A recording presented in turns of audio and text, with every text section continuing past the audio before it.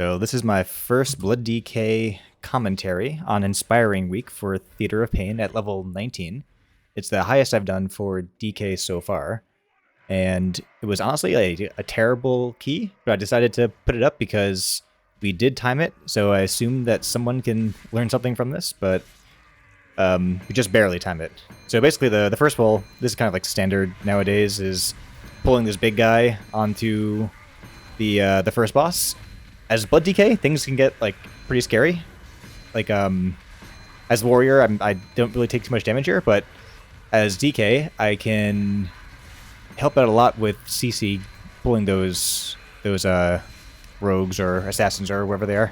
There's nothing really too scary here. The thing that you have to make sure to tell the group here is that Dessia has to die first because the Mortal Strike will totally destroy your only mitigation, which is like healing yourself.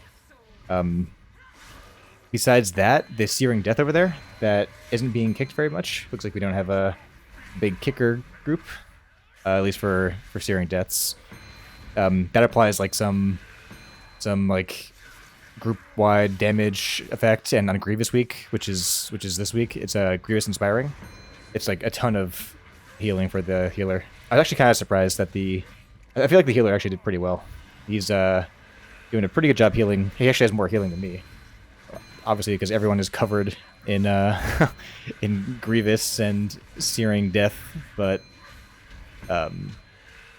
otherwise, this fight is kind of, just long. Even on a Fort week, it's like kind of scary. I feel that like after this first fight, the whole dungeon is kind of like secured, typically at least. You'll see that in this dungeon, that's not necessarily the case. We have a lot of throwing going on. Apparently, some people were from an Oceanic server, and I didn't make the group, so they got in, unfortunately. Nothing against them, but it's a lot of lag to deal with. I notice here that I don't have any non-buff food either, which is my fault. I couldn't actually help the healer out here by eating without risking, going over my food buff from the start of the feast. So we'll go down below.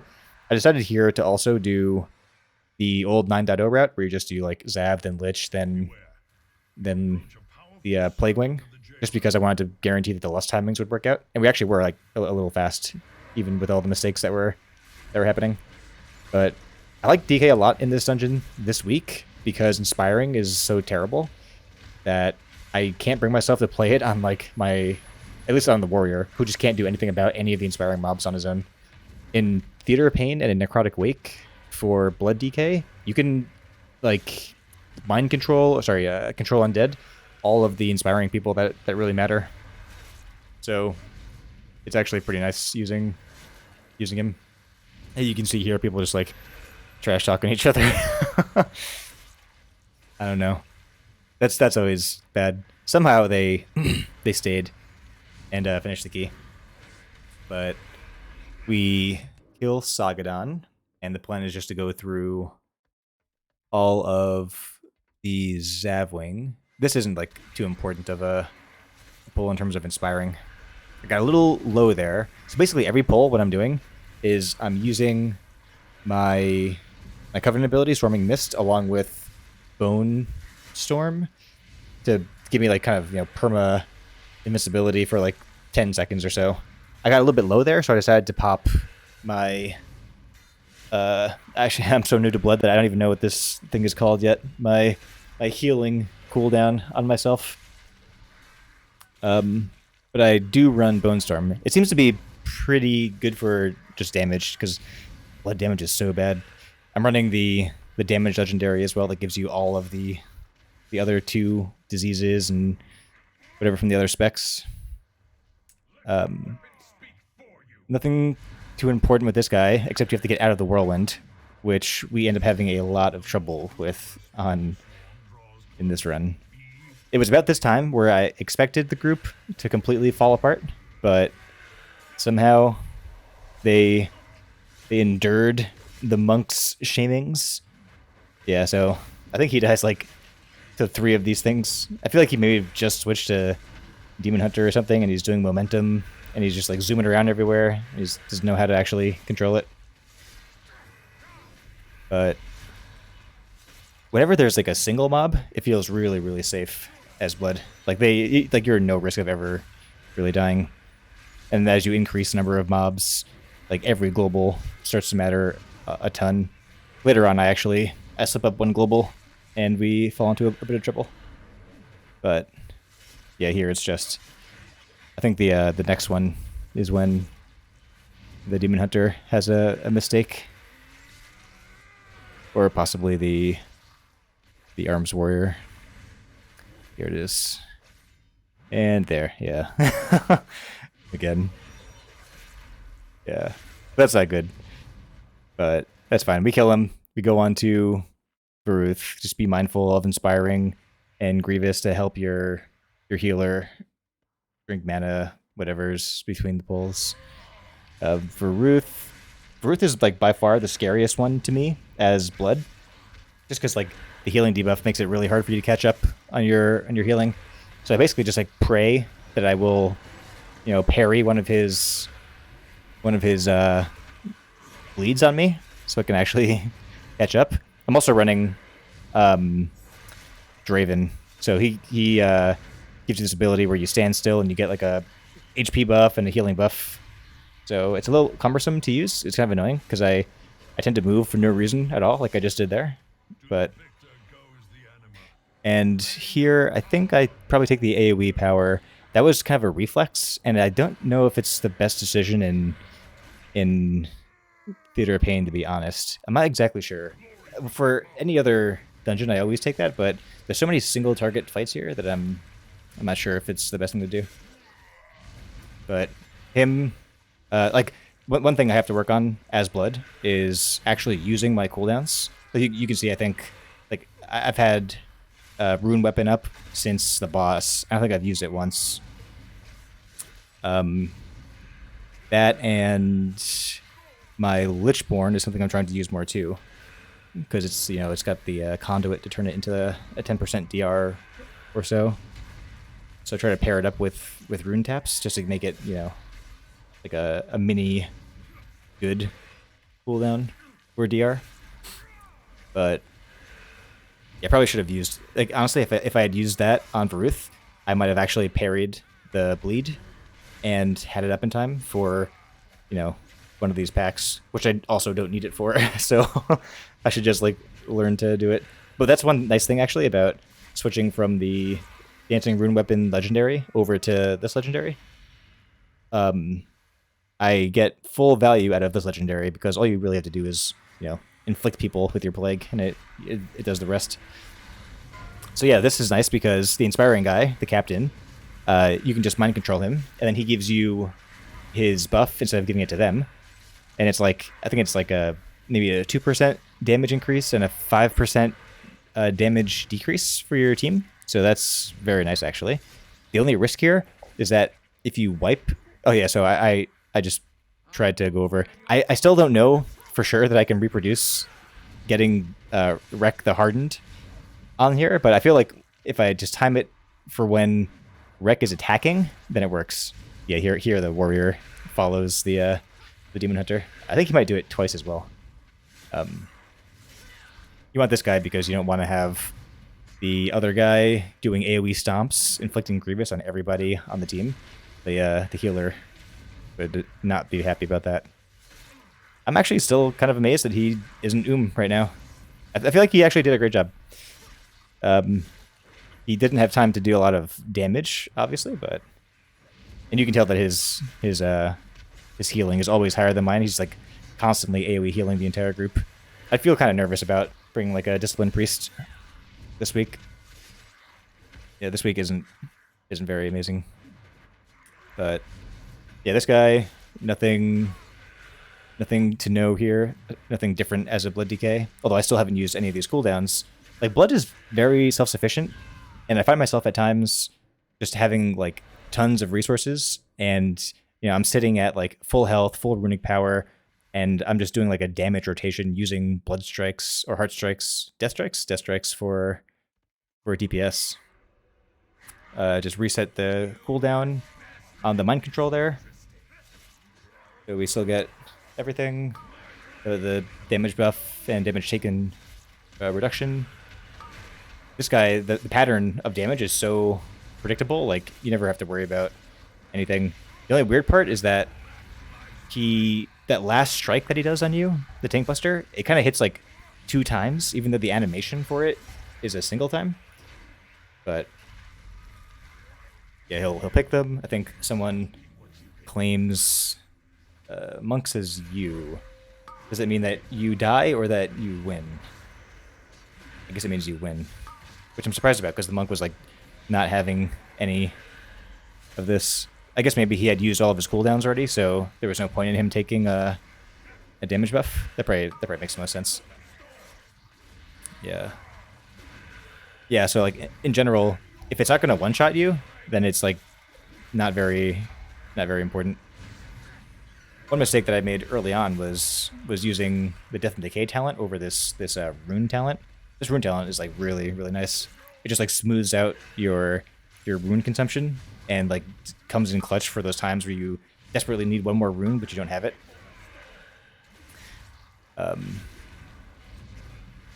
Yeah, this fight, I'm going to skip a little bit ahead because nothing else interesting really happens.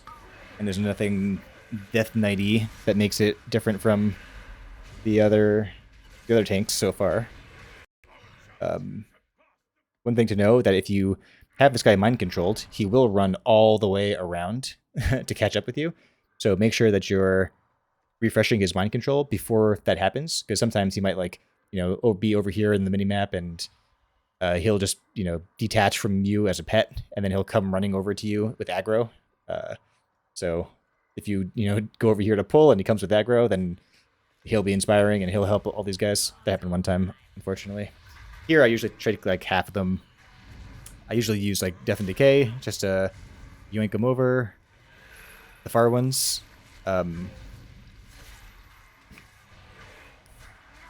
This is kind of a dangerous pull. I don't think I could really do this on a hierarchy level. I throw it on AMZ here, just because they're all doing like crazy magic damage, but Inspiring makes this like a really awkward pull. Like the thing that, I just hate Inspiring so much. Like if you want to like be safe, you end up having all these extra like one mob fights at the end of all of your fights, and just such like a time kill. If we had turned any of these into one mob fights, then we definitely wouldn't have timed, because we timed by like like 10 seconds or so, something like that. So yep, doing my swarming Bone Storm combination, which is like, I think Bone Storm. I'll go over like the damage at the end as well. Bone Storm ends up being a good chunk of damage. I know people usually go with the Bloodthirst or the Red Thirst talent, but I don't find that I actually need. I mean, as you can tell, it's probably a mistake that I'm not using the healing cooldown very often, but the fact that I don't need it at this key level at least means to me that I don't actually have to worry about taking it that much. Yeah, I think I still haven't used my my dancing rune weapon. I mean, if the only thing I was using it for was to get a double Bone Mend off, that would probably still be worth it. Just to save like runes and put them into Heartstrike instead. Here I'm telling people that the next thing that we have to do is kill my pet. And I would actually like to keep the pet a bit more if we could. But the thing with this pet is, if you go into the teleporter with him, then he'll actually dip down onto the platforms as you pass over them, and he'll like run along them. And he'll aggro all of like the side mobs on these platforms. So that's like a bug that Blizzard will definitely never address. I'll just have to, do without him. I take this chance to teleport over here so I can grab the orb. I just want to have it in hand before this guy finishes, so we don't have to run over and waste any more time. I've got this great macro for just like auto-targeting him, releasing him, and if I press it again, it would have mind controlled him again, but we don't need him anymore. Although, like I said, I would love to have him. Any one of those other little mobs that chain you in the hallway up top as well can be controlled as control undead. I think like everything in here that actually has Inspiring on it is controllable. which makes like this week like bearable. Even when I was maining like Brew and Prot Warrior, I would still play Blood DKN this week just because I just could not stand the inspiring nonsense. This is like a week where I won't even play Mist, to be honest, because like every pack in the maze has one inspiring mob, and you often have 2 casters. So this is like the big scary pull right here. This is like you have to do something about this Bone Magus because you have to be able to kick that other volley, or the volley is the one that would go off. So control undead him. And now focus down the Soulbinder. AMZ here is actually very nice as well. I think we take like very little damage here. Yeah, between the ring and the AMZ, that was like a very safe pull. So as soon as we kill the Soulbinder, I can release the other mob, and then we can focus him down alongside the Guardian, because the Guardian doesn't have any kickable casts anyway, so it doesn't really matter. And this guy is arms, yeah. So that would have helped him out, I guess, if the Guardian had lived a bit longer. He could have used sweeping strikes on it. I do like to bring along Arms Warriors on Inspiring Week, because I often have like one extra mob to put somewhere, and they do very nice damage on 2-target cleave. So this is one of the hardest parts of the dungeon, obviously, because of this Deathwind. I think somehow here no one actually gets knocked off, which is very surprising because they were getting knocked off and killed to like things that are way more obvious or way more avoidable than those things. But one thing I didn't know about this was that the person that gets the curse actually drops these puddles. I'm pretty sure it's a curse, so I'm pretty sure the shaman could have decursed it and stopped the puddles. But I guess for melee, it's not a huge deal. For casters, it's really, really annoying. I run with the Warlock, who curses whenever he gets afflicted with the curse. He curses IRL. Yeah, I think that the shaman needs mana, but someone goes first, so I have to come in to save him. But the shaman, I don't know. He was doing a very good job of mana management, because I never actually had to stop, but whenever I look at him, he never has any mana, so... I do have a mouse over interrupt macro, which is one of the good parts about having... Ooh, he got hit off. Having a range interrupt. But also, I use Gorfine's Grasp in these situations to do like kind of AoE interrupts, which is how I just stopped whichever cast that was before onto the Darkspear guy. So we kill him. The monk at this point is worried about the Lust Timer. And I think he was actually kind of bad-mouthing the other people for failing mechanics, but then he got knocked off the edge there. I think he actually rolls off the platform in the Lich Wing as well. So that's a lesson to you guys. Don't throw stones if you live in a glass house. I tell them not to port, though. Whenever someone dies on that platform, just make sure you type don't port. Unless, assuming you're going to finish it. Because if you, get this orb, then their trip will be much shorter. So now he can come right back to us. At this point, we're actually going faster than I thought. Because at this point, I'm still kind of amazed that we're doing this well. Just because, everyone's like dying left and right, and people are like yelling at each other in the chat. But we go fast enough that we don't have Lust yet. So this boss is the most boring boss in the entire history of the game as a tank. You literally stand here and like press damage buttons. There's like nothing at all that you do other than that. I probably could have AMZ'd actually. So yeah, I probably should have actually AMZ'd. I think at one point one of them gets pretty low. The monk somehow... Oh, what happened there? What happened to the monk? So here's the monk. And he's getting targeted. He goes back to these chains. But, oh, that kind of sucks. Yeah. This fight has been so buggy in my experience. Like, the monk was definitely on those hands. and it just like didn't work. It might have something to do with like his lag, but I mean he was on the hands to me, so I mean that means that he's on the hands to Blizzard servers. Yeah, that's very strange. But you see over there, he just kind of like he's rolled off the edge onto the back there. So then we 4-man it. At this point, I'm thinking like, okay, like we're definitely not going to time this, but let's get like the vault done and see how it goes. And here's I try to do like a big double pull here, and I slip up like one global, and then I'm done. And then this turns into like this like a constant death attrition pull, which is not my intention. This is definitely the wrong. Yeah, they're all down there yelling at each other. So we control the inspiring. Okay, pull these guys in too. So the reason that this was so hard is because I mistakenly used my Swarming Mist at the end of the last boss. And I think I'd stand in one of these things over here. So I'm doing fine, but then I stand in a thing, and I just barely miss my Death Strike.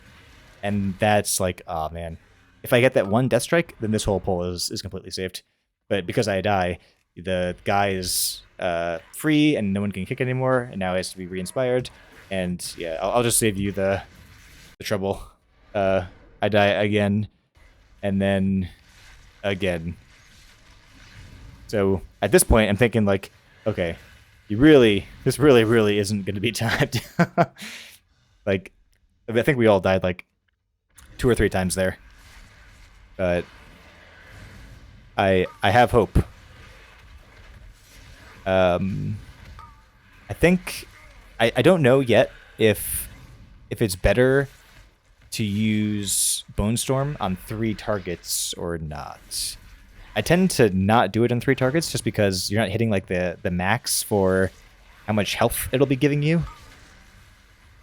But it does still give you damage, and I do tend to still have... Ooh, that guy. He's gone.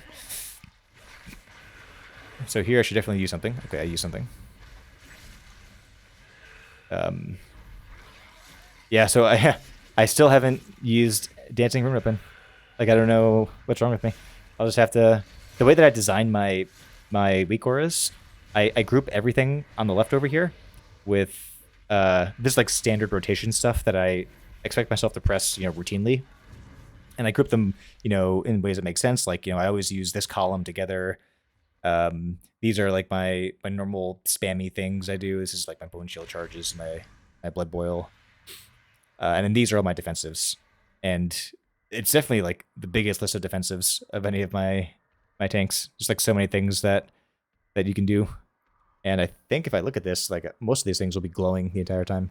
I typically make them glow whenever they're usable, because most things should be on cooldown as much as possible. But this guy, make sure you get him away from that room as fast as you can, because that Pat sometimes comes and gets aggro onto him. I usually use a hover macro to call out who's next on kicks here. So that's like my F key.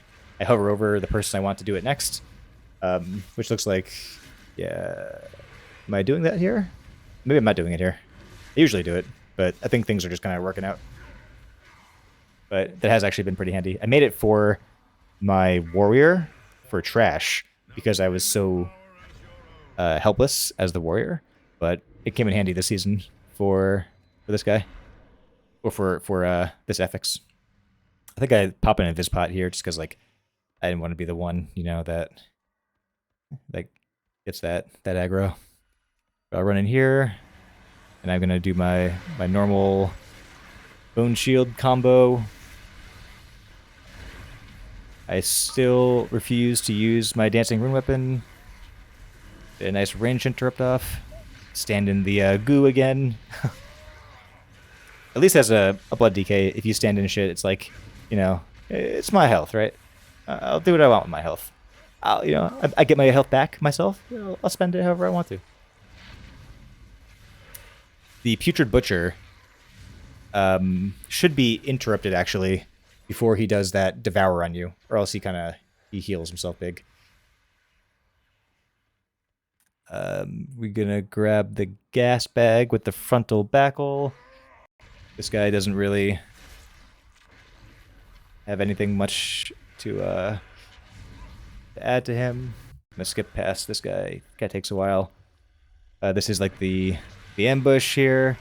Very nice for Bone Storm combo. And Gorfine's Grasp. Gorfine's Grasp has been like, it's such a cool move. Just being able to position like every mob exactly where you want them. Of course, except on Inspiring Week when most of them can't be positioned. Stall them a little bit. And then with this pack, I'm just waiting for the Horror to cast his Meat Shield so I can interrupt it. And I'm waiting for the Putrid Butcher to try to devour me, to try to stun him. But I only have one stun here. Oh, nice. Someone else got that. Oh, no, that was me. Good job for me. I try to kite a bit to get away from the next Devour, but I don't think I probably should actually try to just yoink him from close range to stop the Devour. Yeah, I try to outrange it there, but I guess it magically gets you from other ranges. So we have 6 minutes at this point. I'm thinking like it might actually be possible to time this. I should definitely hold my Dancing Rune weapon until the final boss, though, because you never know when you might need it. I do hate this boss, for sure.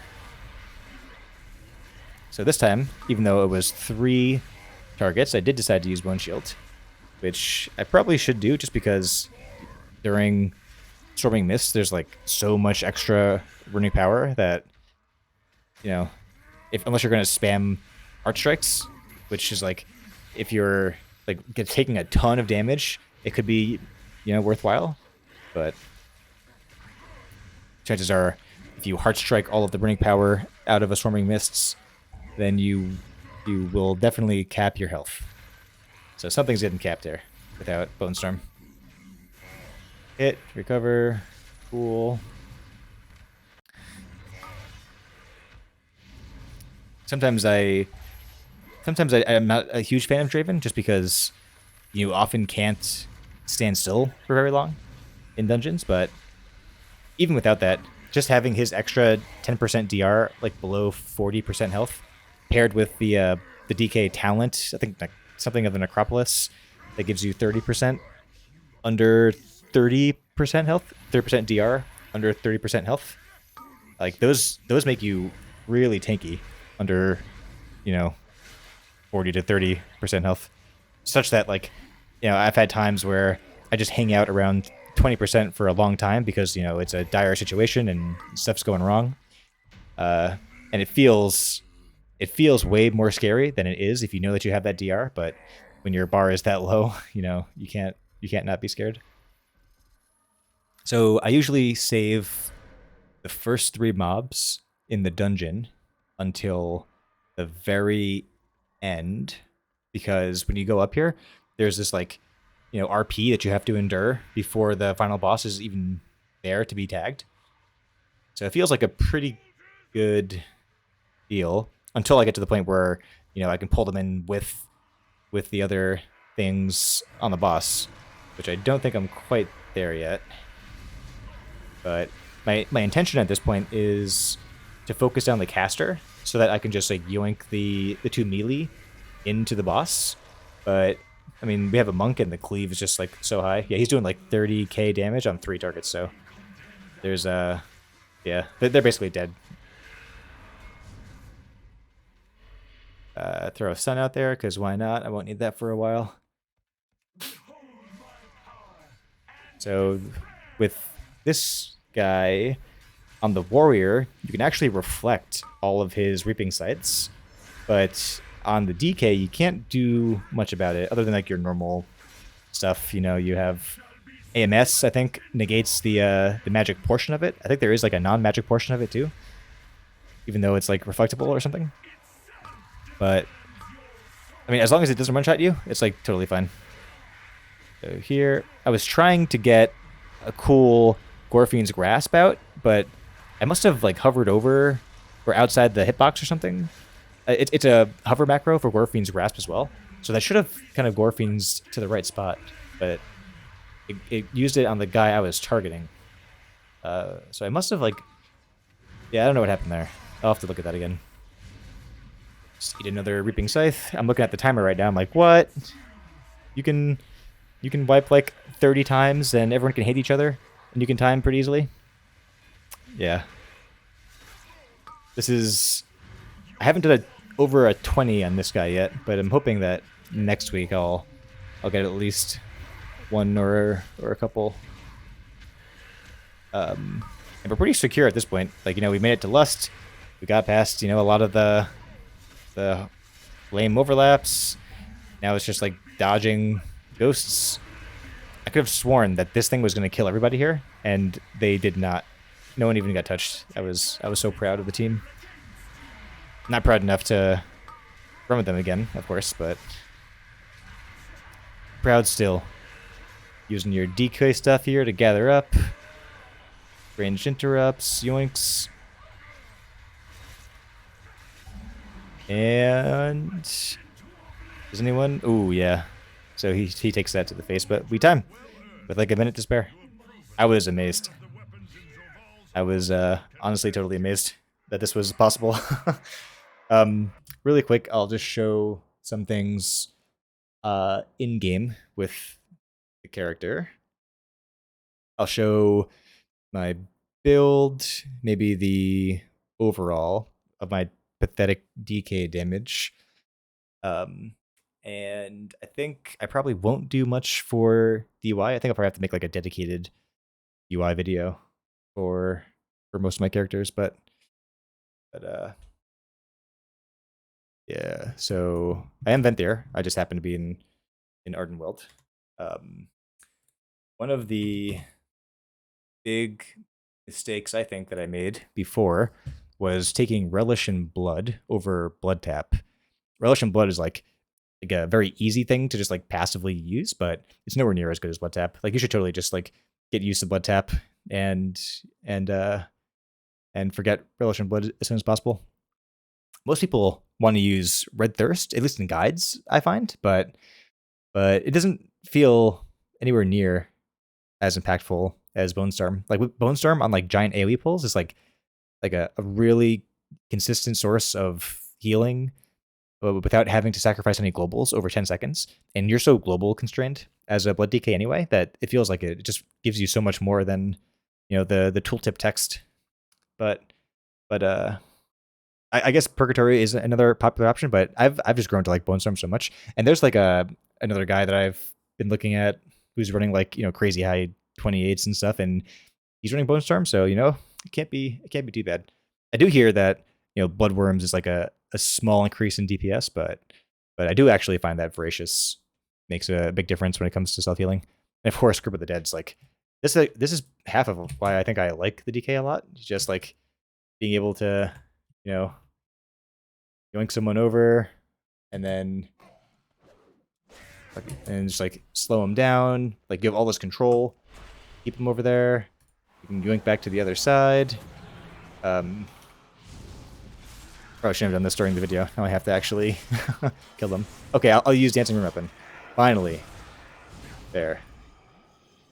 Other than that, the soul binds are, for right now, this conduit that turns your Lichborn into a DR is really nice because it's like I don't want to blow Icebound Fortitude on something, but I do want some mitigation, and Rune Tap is actually like really low, so just like these combined will turn it into basically like a smaller, like lesser duration Icebound Fortitude. It's up to like 30%. It might be even more. No, I just have like a terrible version of this conduit. I'm still trying to get this guy's stuff up to speed. But between the extra health and the extra verse, or not verse, I guess just pure damage taken and healing done, it's been a pretty good like effective health benefit. Nadia is my lower key one, just because a little bit more damage is nice. You get like a big crit after your Thrill Seeker goes off. But yeah. So I don't know. Hopefully that helps. I'll probably try to do a couple of 20s and post a little bit about that, especially comparing the DK to the other two. So stay tuned. See ya.